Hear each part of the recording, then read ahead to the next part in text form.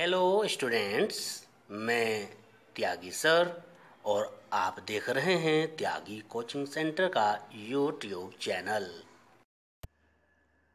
Students, आज के lecture में हम आपकी 9th क्लास की NCERT मैथ्स बुक का चैप्टर नंबर 1 संख्या पद्धति अर्थात नंबर सिस्टम्स ले रहे हैं।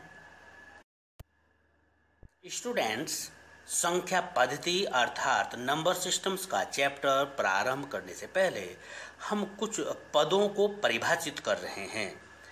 इसमें हम सबसे पहले प्राकृतिक संख्याओं को ले रहे हैं।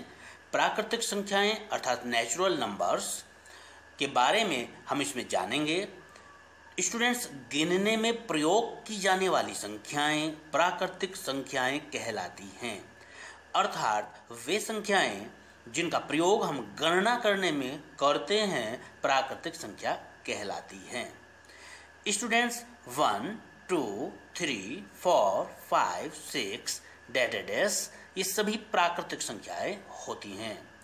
स्टूडेंट्स, अपने दैनिक जीवन में रोजाना आप प्राकृतिक संख्याओं का उपयोग करते होंगे। जैसे अगर मार्केट से कुछ सामान आपको लाना है और उसकी सूची आप बना रहे हैं तो कौन कौन सी वस्तुएं लानी हैं उनकी संख्या को अगर आप देखेंगे तो वो प्राकृतिक संख्याओं में से ही वो कुछ संख्या होगी। इसके अलावा जब उस वस्तु का मूल्य आप वहाँ पर चुकाएंगे तो कितना मूल्य उस वस्तु का है वह बताने के लिए भी हम प्राकृतिक संख्याओं का ही उपयोग करेंगे। तो स्टूडेंट्स, हमारे दैनिक जीवन में प्राकृतिक संख्याओं का बहुत ही महत्वपूर्ण उपयोग है। स्टूडेंट्स, ये ध्यान रखें कि सबसे छोटी प्राकृतिक संख्या 1 होती है। 1 से छोटी कोई भी प्राकृतिक संख्या ज्ञात नहीं है। स्टूडेंट्स, सबसे बड़ी प्राकृतिक संख्या हमें यहाँ ज्ञात नहीं है, क्योंकि हम देख रहे हैं कि सबसे छोटी प्राकृतिक संख्या 1 है और उसके बाद जो इसका लास्ट एंड है, अंतिम सिरा है, वो हमें प्राप्त नहीं हो रहा है। तो हम ये कहेंगे कि अंतिम प्राकृतिक संख्या ज्ञात नहीं है। अतः प्राकृतिक संख्याएं 1 से प्रारंभ होकर के अनंत अर्थात इन्फिनिटी पर समाप्त होती हैं। तो स्टूडेंट्स, प्राकृतिक संख्याओं के समुच्चय को हम कैपिटल N से प्रदर्शित करते हैं और इसे n = 1, 2, 3, 4, 5, 6 डैश से लिख करके समुच्चय बनाते हैं।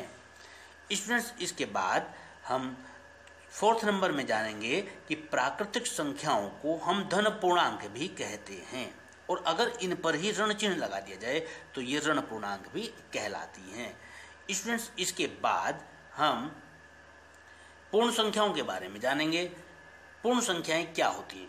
तो स्टूडेंट्स, जो हमने प्राकृतिक संख्याएं अभी पढ़ी उनके साथ अगर शून्य को भी उपस्थित हम कर लें तो शून्य सहित प्राकृतिक संख्याएं पूर्ण संख्याएं कहलाती हैं और इन्हें हम W से प्रदर्शित करते हैं। तो पूर्ण संख्याओं को अगर समुच्चय के रूप में हम लिखें तो W = 0, सभी प्राकृतिक संख्या कॉमा लगाकर हम डैश लिख सकते हैं। तो इस पूर्ण संख्या का समुच्चय बन जाता है। स्टूडेंट्स, अब हम पूर्णांक के बारे में जानेंगे। स्टूडेंट्स, अगर हम शून्य के साथ साथ ऋणात्मक पूर्णांक व धन पूर्णांक को भी लेकर के चलें तो इन सभी का समुच्चय पूर्णांक कहलाता है। पूर्णांक को हम Z से प्रदर्शित करते हैं। तो स्टूडेंट्स, यहाँ पर हमने पूर्णांकों का समुच्चय प्रदर्शित किया है। इसमें शून्य के साथ साथ ऋण पूर्णांक तथा धन पूर्णांक भी दिखाए गए हैं। तो स्टूडेंट्स, पूर्णांकों के बारे में स्पष्ट हो गया है कि पूर्णांक का अर्थ है शून्य सहित ऋणात्मक व धनात्मक पूर्णांकों का समुच्चय पूर्णांक कहलाता है। स्टूडेंट्स, अब हम परिमेय संख्याओं को परिभाषित कर रहे हैं। वह संख्याएं जिसे हम P/Q अर्थात अंश अपॉन हर के रूप में लिख सकते हैं, जहां P व Q अर्थात अंश व हर दोनों परस्पर अभाज्य पूर्णांक हैं तथा Q शून्य नहीं है अर्थात Q ≠ 0 है, परिमेय संख्या कहलाती है। स्टूडेंट्स, हम परिमेय संख्याओं को कैपिटल Q से प्रदर्शित करते हैं और हम इसे समुच्चय के रूप में जब लिखते हैं तो P/Q, जैसे कि अभी बताया था कि अंश बटे हर के रूप में मैंने लिख सकते हैं, जहां P व Q पूर्णांक बताए गए थे और साथ में Q ≠ 0 बताया गया था। स्टूडेंट्स, अब हम यहाँ पर परिमेय संख्याओं के कुछ एग्जाम्पल्स ले रहे हैं, जिनमें हमने एक एग्जाम्पल 2/3 लिया है, क्योंकि इसमें हम इसे अंश बटे हर के रूप में लिखा हुआ है, अर्थात P/Q के रूप में लिखा हुआ है, तथा Q अर्थात जो हर की जगह 3 लिखा है वह 0 भी नहीं है। तो स्टूडेंट्स, प्रत्येक वह संख्या जिसे हम P/Q अर्थात अंश बटे हर के रूप में लिख सकें और ये अंश व हर परस्पर अभाज्य पूर्णांक हो और हर 0 ना हो, परिमेय संख्या कहलाएगी। तो स्टूडेंट्स, -1/2 भी एक परिमेय संख्या है। चूंकि इस पर ऋण चिन्ह लगा है, अतः ये एक ऋणात्मक परिमेय संख्या है। कोई पूर्णांक जैसे कि 5 भी परिमेय संख्या होती है, क्योंकि हम 5 को 5/1 लिख सकते हैं, जिससे कि P/Q की फॉर्म में आ जाएगा। इसी तरह से 22/7 भी एक परिमेय संख्या है। स्टूडेंट्स, अब हम किन्हीं दी गई दो संख्याओं के मध्य परिमेय संख्याएं ज्ञात करना सीख रहे हैं। स्टूडेंट्स, पहले हम सीखेंगे एक परिमेय संख्या ज्ञात करना, अर्थात जो दो संख्याएं हमें दी गई होंगी उनके बीच हम एक परिमेय संख्या ज्ञात करना सीख रहे हैं। दी गई दो संख्याओं में हम ये देखेंगे कि कौन सी संख्या ग्रेटर देन है और कौन सी लेस देन। x हमेशा छोटी संख्या को माना जाता है और y बड़ी संख्या को माना जाता है, तो हमने x लेस देन y लिखा है। अब हम x और y के बीच एक परिमेय संख्या के लिए x + y/2 फॉर्मूला लगाएंगे, अर्थात दी गई दोनों संख्याओं को जोड़कर उसे 2 से डिवाइड करेंगे। स्टूडेंट्स, इसके बाद हम एक से अधिक परिमेय संख्या ज्ञात करना सीख रहे हैं। स्टूडेंट्स, इसके लिए हम दो संख्याएं जो हमें दी हुई होती हैं x तथा y, उनमें से ये देखते हैं कि कौन सी संख्या ग्रेटर देन है। तो जो ग्रेटर देन होती है उसे हम y मानते हैं और जो स्मॉल होती है उसे हम x मानते हैं, जैसे कि अभी ऊपर बताया गया। अब x और y के बीच हम n परिमेय संख्याएं ज्ञात करने के लिए d की वैल्यू को निकालते हैं। स्टूडेंट्स, इसमें d की वैल्यू y - x/n+1 फॉर्मूले से हमें प्राप्त होती है। तो स्टूडेंट्स, अब हम x और y के मध्य n परिमेय संख्याएं लिखने जा रहे हैं। ये परिमेय संख्याएं होंगी x + d, ये पहली परिमेय संख्या होगी, x + 2d, यह दूसरी परिमेय संख्या होगी, x + 3d, ये तीसरी परिमेय संख्या होगी, और ऐसे ही अगर हम nवीं परिमेय संख्या लिखें तो x + nd nवीं परिमेय संख्या होगी। स्टूडेंट्स, यहाँ पर d = y - x/n+1 फॉर्मूले से प्राप्त होगा। स्टूडेंट्स, हमने अभी दी गई दो परिमेय संख्याओं के बीच एक परिमेय संख्या को ज्ञात करना तथा n परिमेय संख्या को ज्ञात करना सीखा। अब हम इन्हें एग्जाम्पल्स की हेल्प से समझ रहे हैं। हमें दो परिमेय संख्या 3 व 4 दी हुई है और इन दोनों के बीच हमें एक परिमेय संख्या को ज्ञात करना है।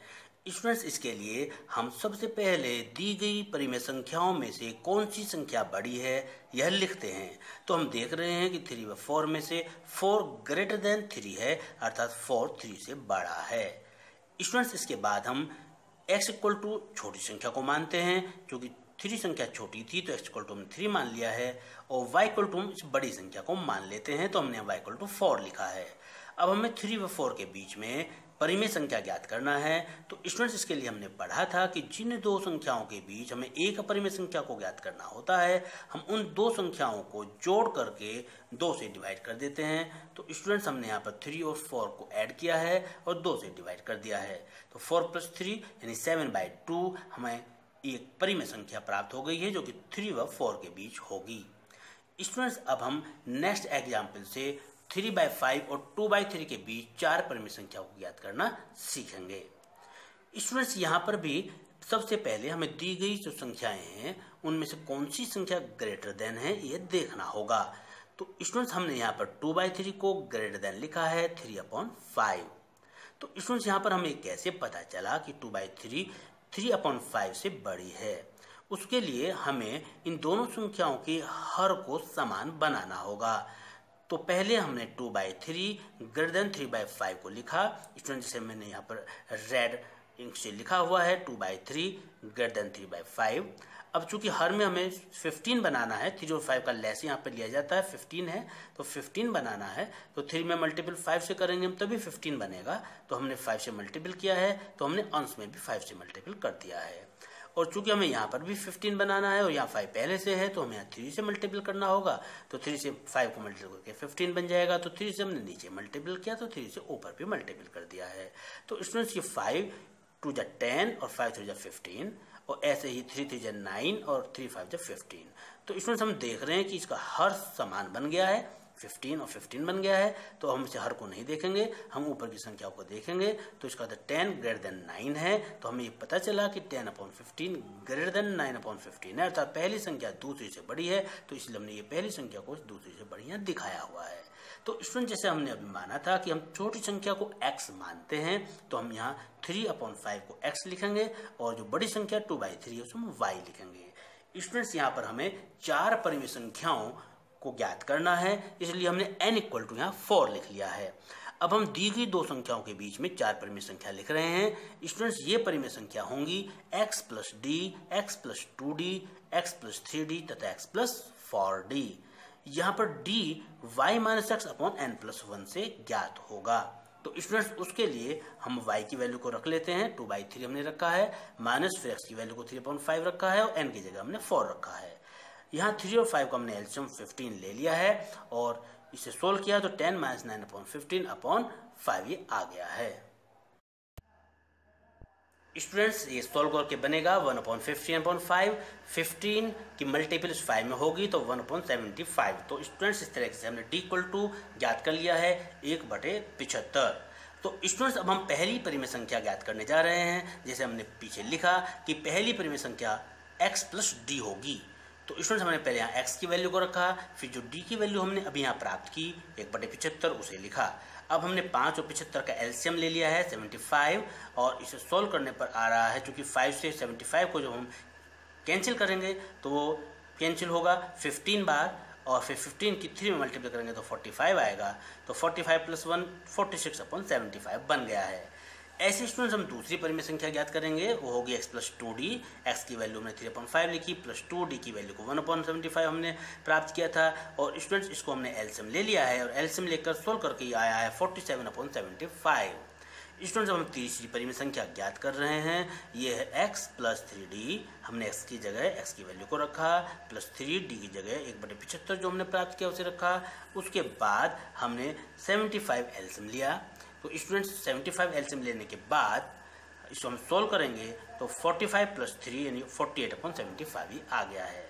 स्टूडेंट्स अब हम इसमें फोर्थ यानी चौथी परिमेय संख्या ज्ञात कर रहे हैं। चौथी परिमेय संख्या हमारे पास हो x + 4d। इसमें हमने x + 4 × d की जगह 1/75 रखा और इसमें हमने 75 को एलसीएम लिया है और ये सोल्व करने पर आ गया है 49/75। तो स्टूडेंट्स इस तरीके से हमने चारों परिमेय संख्या ज्ञात कर ली हैं।